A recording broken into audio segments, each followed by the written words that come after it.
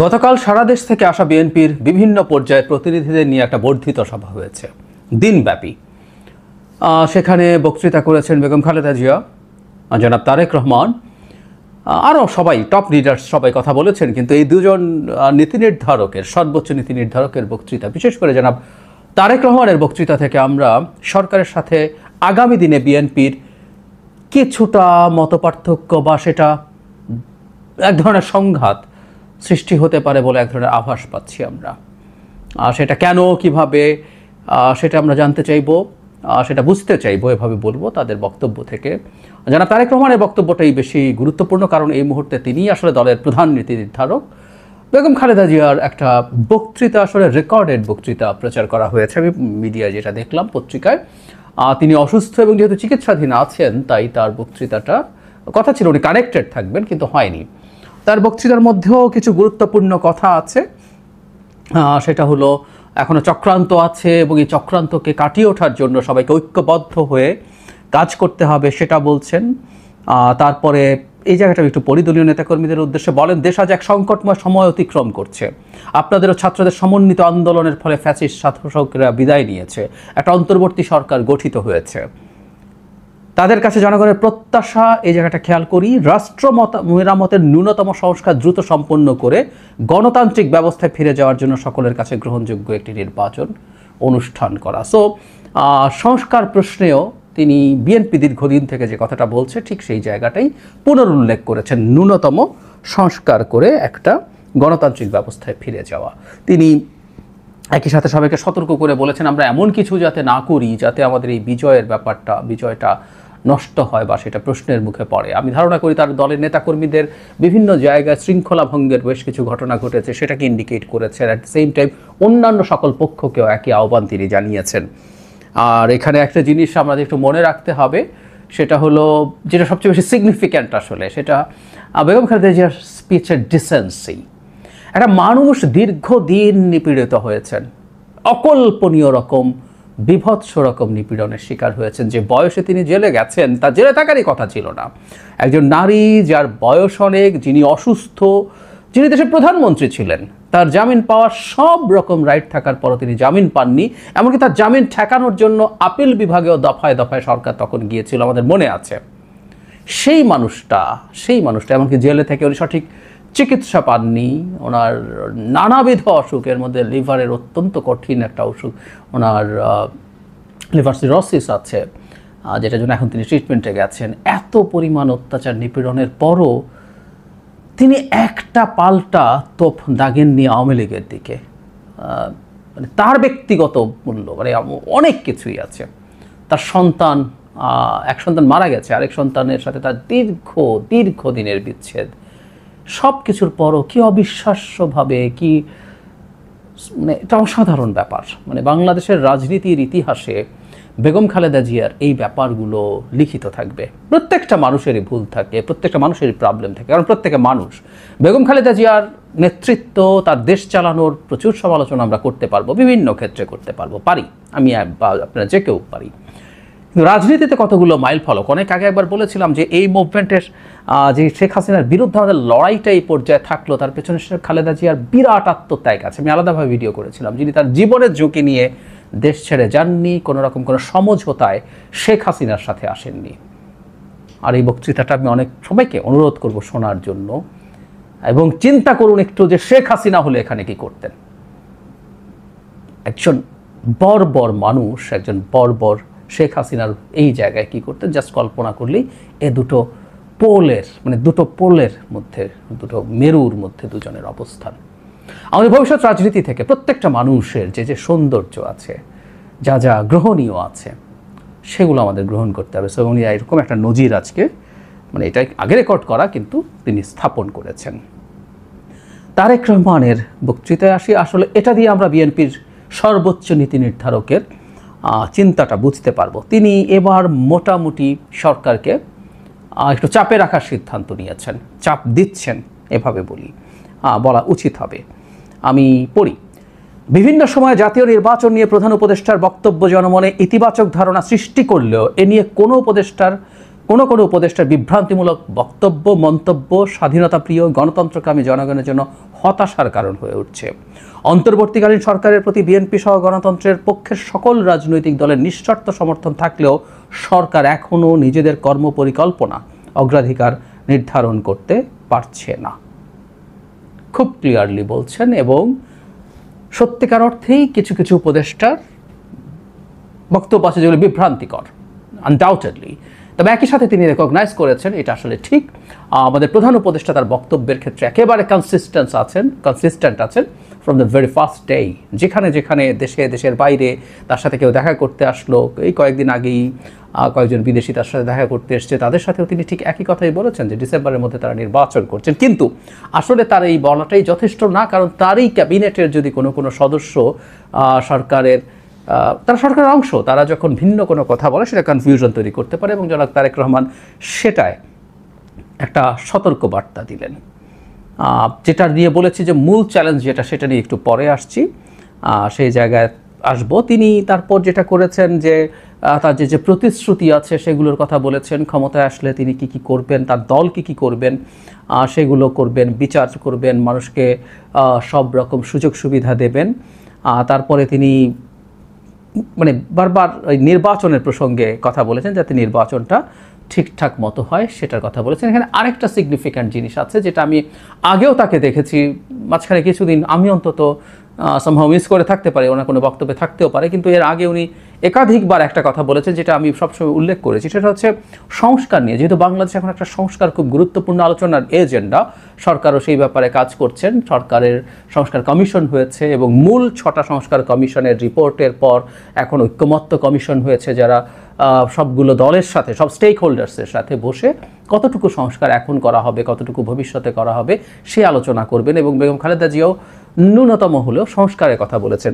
যারা তারেক রহমানের যে বক্তব্যটা সিগনিফিক্যান্ট, এটা খুবই চমৎকার এবং আমি এটা এই রকম একটা চিন্তা থাকা উচিত বলেই মনে করি। সেটা হচ্ছে 31 দফার প্রসঙ্গ এনে তিনি বলেছেন যে এটা একেবারে ফিক্সড কিছু না। এটা কিন্তু উনি আগেও কয়েকবার বলেছেন, অনেকদিন পর, আমি অ্যাটলিস্ট অনেকদিন পর শুনেছি, এর মাঝে উনি বলেছেন কিনা আমি নিশ্চিত নই, যে এগুলো হয়তো সংযোজন বিয়োজন করা যাবে। এবং বলেছেন সরকারের যে সংস্কার কমিশনগুলো রিপোর্ট দিয়েছে মূলগত জায়গায় মেজর পার্থক্য আছে এমন জায়গাও খুব বেশি নাই। সো এই রিয়ালাইজেশন ইজ ভেরি ইম্পর্ট্যান্ট এবং এটা কোনো ভুল নাই। বিএনপি যখন বলে যে সংস্কার, যখন সংস্কার আজকে বলছে সংস্কার, আসলে বিএনপি তার বহু আগে থেকে বলছে, দ্যাট ইজ ভেরি ট্রু। তারা তাদের 27 দফা করেছিলেন, পরে গণতন্ত্র মঞ্চ সহ যুগপৎ আন্দোলনের অন্যান্য দলের সাথে মিশে 31 দফা করা হয়েছে, সেগুলো আগে থেকে বলা হয়েছে। এবং এটা মধ্যে আমার ব্যক্তিগত অপিনিয়ন, বেশ কিছু জায়গায় কিছু অস্পষ্টতা আছে। এবং শুধু সেটা না, গণ অভ্যুত্থানের আগে জনগণের এক্সপেকটেশন, বিশেষ করে আমি জনগণ বলতে আমরা যে মানুষগুলো সোসাইটির কনসাস অংশ, তাদের এক্সপেকটেশনের যে জায়গাটা ছিল সেই জায়গাটা আসলে বেড়েছেও। আমি আশা করি, বিশ্বাস করি বিএনপি এই প্রয়োজনের জায়গাটা রিয়েলাইজ করবে। এবং আমি জনাব তারেক রহমানের বক্তৃতা অন্তত দেখছি তিনি খোলা মনে আছেন। সুতরাং এই আলোচনার মাধ্যমে যদি আমরা খুব অ্যাডভেঞ্চারাস কিছু করতে না চাই, অনেক কিছুই করা সম্ভব হতে পারে। এবং এটা ডিপেন্ড করবে ডক্টর ইউনূসের নেতৃত্বাধীন যে ঐক্যমত্য কমিশন, কারণ এই 6 কমিশনের প্রধানকে আবার নেতৃত্ব দিচ্ছেন আমাদের প্রধান উপদেষ্টা। এবার যে জায়গাটা আসলে মূল সংকট, এবং এখানে বেশ টাফ কথা উনি বলেছেন, আমরা সামনে আসলে এটাকে ঘিরে বড় সংকট দেখার সম্ভাবনা তৈরি হয়েছে, সেটা হচ্ছে স্থানীয় সরকার নির্বাচন। উনি কি বলেছেন সেটা একটু পড়ি। সারা দেশে খুন, হত্যা, ধর্ষণ, চুরি, ছিনতাই, রাহাজানি বেড়েই চলেছে। বাজার সিন্ডিকেটের কবলে পড়ে নিত্য প্রয়োজনীয় দ্রব্যের মূল্য নিয়ন্ত্রণহীন। বর্তমান অন্তর্বর্তী সরকার এখনও দেশের আইন শৃঙ্খলা পরিস্থিতির উপরে সম্পূর্ণ নিয়ন্ত্রণ প্রতিষ্ঠা করতে পারেনি। মানে বিএনপি আস্তে আস্তে সরকারকে ক্রিটিক করার ক্ষেত্রে কঠিন ভাষা ব্যবহার করছে, আরও কঠোর হয়ে উঠছে। এটা অস্বাভাবিক না যে সরকারের বয়স 7 মাসে পড়তে যাচ্ছে, সেই সরকারকে আসলে এগুলো ফেস করতে হবে। একটা সময় পর্যন্ত প্রত্যেকেই ছাড় দিয়েছে এবং সেই ছাড়টা নিশ্চয়ই অসীম সময় হবে না। তারপর তিনি বলছেন সরকার যেখানে বাজার পরিস্থিতি কিংবা আইন শৃঙ্খলা পরিস্থিতি নিয়ন্ত্রণ করতে পারছে, সেখানে জাতীয় নির্বাচনের আগে স্থানীয় সরকার নির্বাচন অনুষ্ঠানের নামে কেন দেশের পরিস্থিতি আরও ঘোলাটে করতে চাইছে, এটি জনগণের কাছে বোধগম্য নয়। মানে দেশের সাধারণ আইন শৃঙ্খলাই ঠিক নাই, সেখানে স্থানীয় সরকার। এটা নিয়ে আমি অলরেডি বেশ কিছু টিভি চ্যানেলে কথা বলেছি। আমি এখানকার জন্য আলাদা একটা ভিডিও করব, মানে আমার টেক নিয়ে, যে স্থানীয় সরকার নির্বাচনটা হওয়া উচিত কি অনুচিত। তারপর তিনি বলছেন, গণতন্ত্রকামী জনগণ মনে করে স্থানীয় সরকার নির্বাচনের আগে অনুষ্ঠিত হলে তা হবে পলাতক স্বৈরাচারদের দোসরে সারা দেশের পুনর্বাসনের একটি প্রক্রিয়া, যা হবে গণ অভ্যুত্থানের আকাঙ্ক্ষা বিরোধী। গণহত্যাকারী, টাকা পাচারকারী, দুর্নীতিবাজ মাফিয়া চক্রকে পুনর্বাসন প্রক্রিয়ার এই ফাঁদে বিএনপি পা দেবে না। খুবই টাফ কথা বলছেন এবং এই ধরনের একটা অভিযোগ কেউ কেউ করেন, কারণ এখানে যেহেতু দলীয় প্রতীকে নির্বাচন হয় না, বহু ক্ষেত্রে তারা নেমে যেতে পারেন। এবং এর আগে আমরা দেখেছি তারা কেউ কেউ এদের পক্ষে কথা বলেছেন যে এদের কেউ কেউ যদি ক্ষমা টমা চায় তারা নির্বাচন করতে পারবে, এবং তাদেরকে দল তৈরিতে সাহায্যের জন্য কাউন্সিলরদেরকে ঢাকায় এনে জাতীয় নাগরিক কমিটি একবার মানে শেখ হাসিনার সময়কার কাউন্সিলরদেরকে এনে তাদেরকে দল তৈরি করার জন্য সাহায্যও চেয়েছিল। সুতরাং এই চেষ্টা কোনো না কোনো ফর্মে হতে পারে। উনি খুব কঠোর সতর্কবার্তা দিচ্ছেন। তিনি বলছেন, সারা দেশে গণহত্যাকারীদের দোসর মাফিয়া চক্রকে পুনর্বাসনে স্থানীয় নির্বাচন অনুষ্ঠানের পরিকল্পনা থেকে সরে আসুন।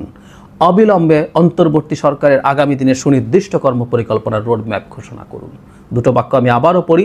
সারা দেশে গণহত্যাকারীদের দোসর মাফিয়া চক্রকে পুনর্বাসনে স্থানীয় নির্বাচন অনুষ্ঠানের পরিকল্পনা থেকে দূরে সরে আসুন। অবিলম্বে অন্তর্বর্তী সরকারের আগামী দিনের সুনির্দিষ্ট কর্মপরিকল্পনার রোডম্যাপ ঘোষণা করুন। সরে আসুন একটা শক্ত ধরনের আহ্বান। মানে এটা হতে পারতো যে তারা সরে আসবেন আশা করি, এভাবে বলা যেতে পারতো, বাট ইট ওয়াজ ডিরেক্ট এবং সরাসরি বলে আমি মনে করি সরকারকে একটা বার্তা দিতে চাইছেন জনাব তারেক রহমান যে এই ব্যাপারে তারা অত্যন্ত কঠোর। এর আগে অবশ্য আমরা বিএনপি মহাসচিবকে দেখেছি যে কোনোভাবেই তারা একটা স্থানীয় সরকার নির্বাচন অ্যাকসেপ্ট করবেন না। বিএনপির আরও স্ট্যান্ডিং কমিটি মেম্বার্স এবং আরও গুরুত্বপূর্ণ নেতারাও এর বিরুদ্ধে দাঁড়িয়েছেন। আবারও বলছি, এটা নিয়ে আমি আমার টেকও বলবো আমি কি মনে করি এবং কেন মনে করি।